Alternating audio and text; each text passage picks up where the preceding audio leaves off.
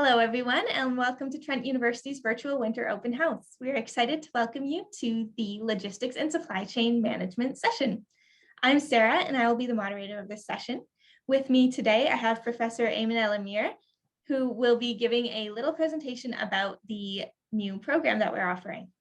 We are excited for the path you have ahead of you and look forward to sharing all of the reasons why Trent has been ranked the #1 undergraduate university in Ontario for 11 consecutive years. During this session, you can ask questions in the chat, and at the end of the session, we will have a short question and answer period with the members of our panel. I invite you to add your questions in the chat box, which you can find at the bottom of your screen. This presentation is offered with closed captioning. To enable closed captioning, please select the 3 dots on the bottom right of your screen and select Show Subtitles. On our events page, you will see a few live chats happening today. Drop into the one that makes most sense for you and have your questions answered, or type your question in the little chat box on the main page and we will get you an answer. With that, we will get started with the presentation, and I will hand the floor over to Professor El-Amir.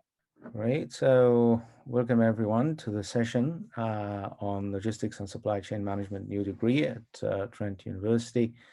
What I'm going to do is actually to walk you through the some academic and some practical applications of this program, what this program entails in short. So I'm doing a short introduction today about logistics and supply chain management, talk slightly about theory, slightly about practice, in order to give you a background of what you're getting into. So let me start with a metaphor. This metaphor is actually the nervous system metaphor, and why the nervous system in biology is related to logistics. Well, that's a very interesting question. In fact, it is very relevant because the nervous system in the body is actually the system that governs all our physical activities, how we can actually move our bodies, how we can actually kick a ball or feel a hot cup or etc. Everything that we do physically or make a movement physically is governed by the nervous system. And supply chain management and logistics are the nervous system of the economy. They are the ones who allow us to physically move things. So economically, the role of logistics is to really manage that flow of physical goods this time, rather than just electricity that comes through the body, but here the movement of the physical goods across a distribution channel. And this has to happen effectively and efficiently. And that's the same thing as the nervous system. It has to be quick and it has to be reacting, it has to be very effective. So that is why I feel that it's a very strong metaphor to give you an idea of the importance of logistics to the economy in general. But by having that, just to feel the importance of the nervous system of the economy here, the logistics, it is very important to run it effectively and efficiently.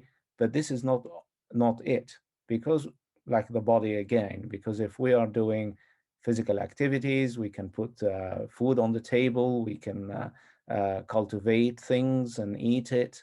So the actions of what we're doing is the repercussion of the economical active. So the idea that the managing the flow of physical goods effectively and efficiently can actually enable us to live well and to actually feel that socially.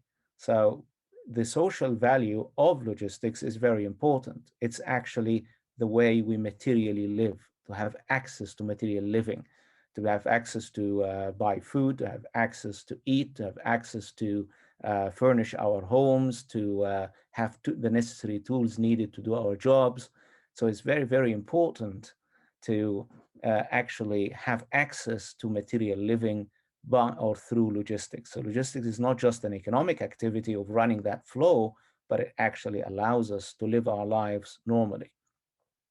And this, in effect, actually lead to its political importance.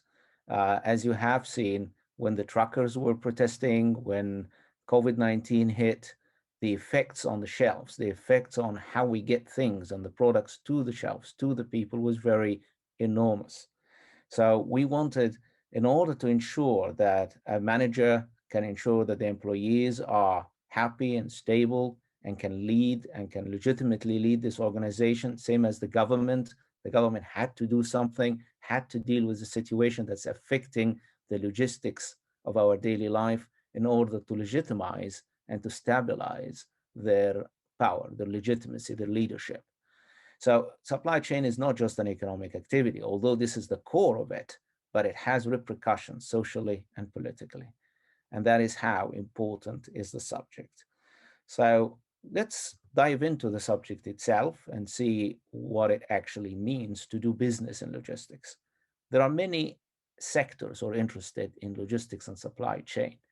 The chief sector that lives by it literally is the retailer. That's why, as we have been mentioning, that it is actually a talk of systems, of nervous system. Always logistics and supply chain management is about building systems. And retailers, in order to exist as a business, they have to have systems that meets their consumers' demands, and specifically what we call ECR. There are lots of acronyms here, efficient consumer response. And I call it existential systems because without it, the retailer doesn't have anything doesn't have a business to run because retailers don't have manufacturing facilities. All what they have is just stores, literally. So they need things to fill the stores. So as you can see in the chart, the supply chain flow chart coming from Walmart, for example, Walmart became Walmart and became the giant it is because they have managed their logistics very well. They have managed to create a system called EDLP, or efficient, or actually everyday low price, which is a version of ECR that ensures that they balance the movement of goods from the manufacturer, as you can see, through the trucks to the warehouses, technologically distributed all this information in order to drive it to their store so that consumers can have access to it. So the control over that system, the ACR system, is what the retailers live by. Without it, they really have no business. That is why logistics and supply chain management is crucial for retailing. The second sector that's interested in it, not necessarily life or death matter, but profit matters. Manufacturing and service providers can increase their profit by managing the logistics supply chain efficiently and effectively. And this is not new. As you can see here, there is a floor here, black and white, meant to give you the idea that really this has always existed, especially in the days of Ford. Ford is the first one to pay attention to logistics inside the factory to ensure that there is an assembly line. Assembly line is actually a system that makes people actually help each other so that they can effectively and efficiently produce a product. Ford applied it in cars, but it has become almost a standard on every industry. But it was only focused on the factory itself. What's interesting is that another car manufacturer came in with a new system called the GIT, or just in time, which is actually the company, another car company, Toyota, the Japanese car manufacturer. They came up with this idea by taking assembly line a step further. They simply said, look, in order to be efficient, not just to produce, but also to balance the sales with the production. So we can only sell what we produce. So we can be very, very effective and efficient, very lean production, which is a concept that's still running pretty much strong. And if you sign into this, you'll know a lot more about it. So just in time is actually the new version of the assembly line. And that now, again, many industries are using it, not just cars and industries. It's even extended to services, what we call blueprinting. So blueprinting is actually the service, like a hotel, for example, maps exactly the process of a guest coming through the door, going to check in, and then taking the elevator up, and then opening the room, settling in. Everything is mapped out in a system to ensure that that system runs very effectively and efficiently. So the manufacturing and services use it to maximize profit. Marketing, which is last but not least, benefited from this system as well as a support. Marketing, as you maybe have had in high school, has major 4Ps. One of them is called the place, which is a distribution, is the one that actually benefits from logistics and supply chain management. Some retail, like for example, Mercedes-Benz, uses it to emphasize their image, to ensure that it is an exclusive car.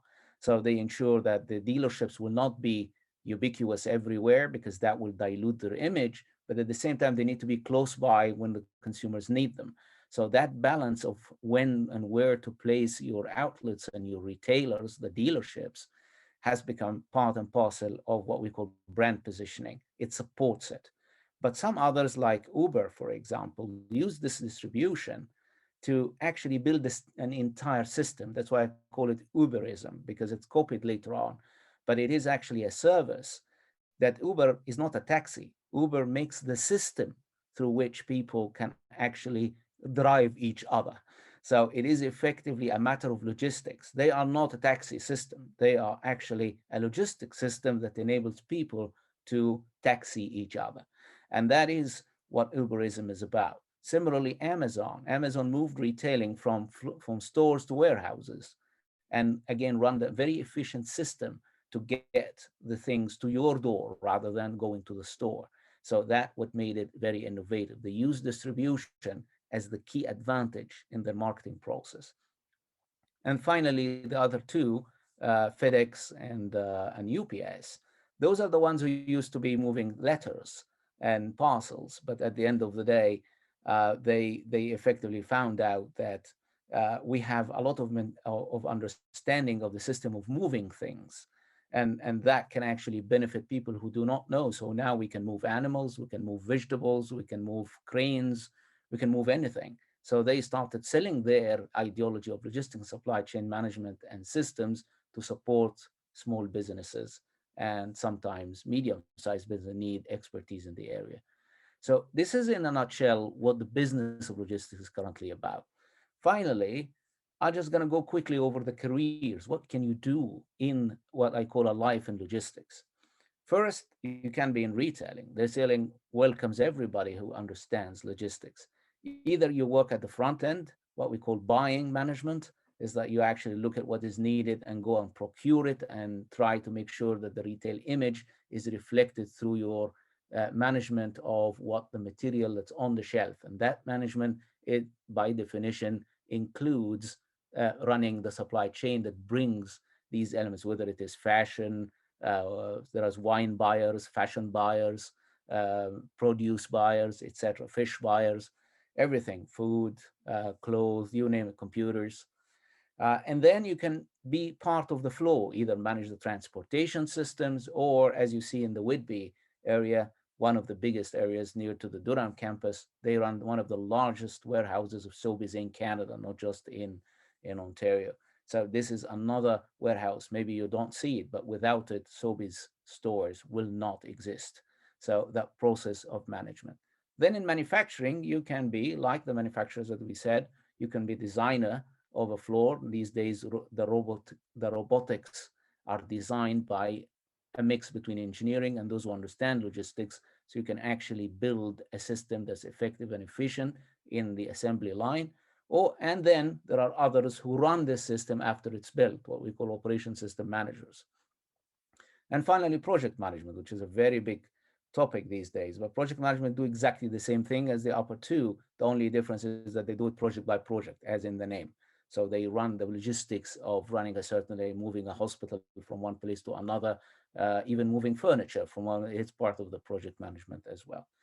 Finally, and the most intriguing of them all, is making what I call the logistics billionaires, those who have actually seen their ability to manage distribution, like Jeff Bezos, and as I explained earlier, how Amazon has actually invented a new system around marketing that built around distribution and logistics, and Bezos became a billionaire around it. And also the Alibaba owner, Uber owners have simply made their money out of integrating technology with distribution and making a business out of it, making themselves billionaires out of it. And then you also have the Cisco part, which is these are companies that found a ground or found a chance to run the distribution and transportation together for businesses who doesn't have it. Like Loblaws has their own system. Walmart has the ability to afford it. But some small like franchises of A&W in Peterborough or a small store, a convenience store that needs the expertise in this area, they can hire the likes of Cisco to do that for them. So these are all careers. You can still do the old way, running the transportation, running the warehousing, or can do it the high-tech way, like Amazon. So that's in a nutshell what you can do with logistics. And we also covered what business logistics is. And that's why we see that it is actually Without it, the mind of the economy cannot operate. That's in a nutshell what you're getting into, the importance of it, the relevance to it, and what you can do with it. And I'm open for any questions.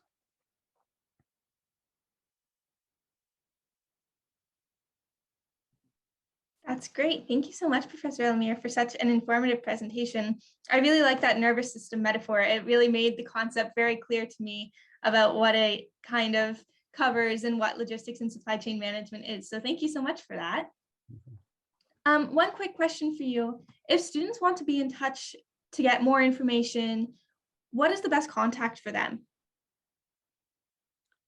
The best contact, well, I certainly can triage them to myself, or of course the registrar would know for the administrative issues. I can deal with the academic side, so I'm welcome to email me for the academic side, but for the administrative side, I think the best to be for the registrar. I think the registrar, I'm not sure a certain person, but maybe you can find out who is responsible for the program and in the registration process, and they can directly, but I can hopefully try to do my best to answer all the academic related questions. Perfect. And I just popped your email there into the chat for anybody who is interested in finding more. Yeah. And we also have the admissions@trentu.ca email for admissions questions. Thank you, Eliza, for adding that into the chat as well. Mm-hmm. All right, so at this time, we will now move into our question and answer period. If you have a question about logistics and supply chain management, please add it to the chat box that is located at the bottom of your screen, and we will do our best to get to everybody's questions. During the Q&A, we will be focusing on questions specifically related to logistics and supply chain management. However, there are lots of other resources available today to help you with your other questions. So please take a minute to explore all the sessions that have previously happened and chats that are still currently open until 3 p.m. That are offered today by visiting our event page at trentu.ca/virtual open house/2022. And the other email that was popped into the chat box is discovertrentdurham@trentu.ca. You can reach out to us there at any times to reach recruitment, and we'll be able to help you with any questions that you may have as well. So we will get started with some of our questions if you want to put those into the chat, and I'll give you some time to type those. While we're waiting, Professor Elmir, this program is specifically offered at the Durham campus, correct? Right. Perfect. So if you are a Peterborough student, but you decide that you want to take some of the logistics and supply chain courses, you can always do one of those courses at the Durham campus while still being based in Peterborough. Say you're doing a major in a different program, but you're really interested in finding out more about what logistics and supply chain management could offer you and what the courses are like, you're more than welcome to take a course at the Durham campus as well. Oh yeah, I think this is pretty much a possibility, and it's very interesting, although maybe you need some transportation, but these days some courses are offered online, completely online, so you can do it still from Peterborough. Yeah, that would be a good experience as well, to experience Trent both ways, both campuses. That would be very interesting. Yeah, certainly some students will find a good complementary sides between what they're doing at the main campus in Peterborough and what's being done in Durham, because Durham has more as well in terms of work opportunities, placements. Durham area is much more, especially in logistics, as I showed you with the Whitby one, that they have a lot there that's based, because it's very strategically located in Ontario, and the Oshawa area in general is becoming a hub for logistics and supply chain management companies. So that could be good to know, good to move to Durham to experience that, because it could be a place that you will end up working at. Definitely, you'll be right in the center of everything. Exactly. All right, so it does not seem like we have any more questions, so it looks like we have reached the end of our presentation. I would like to take a moment to thank Professor Elmir for being here with us today and sharing their knowledge with us. This session has been recorded, and will be posted to our open house webpage if you wish to review the session again or any of our other sessions taking place today. I would like to invite you to come and visit our campuses. We are hosting in-person tours as well as an in-person spring open house event at both our Peterborough and our Durham campus, and you can register today to join us on campus for an event. There are a lot of other great sessions that have happened today, so if you missed any that you wanted to check out, or if you want to rewatch some of the sessions that you were a part of, those sessions, the recordings of those sessions will be posted on the open house website starting next week for you to view at your pleasure. Thank you so much for attending our session today, and I hope you enjoy the rest of your lovely weekend. Yeah, thank you Take care, for everyone. moderating. Thank you very much. Bye-bye. Nice meeting you. Bye.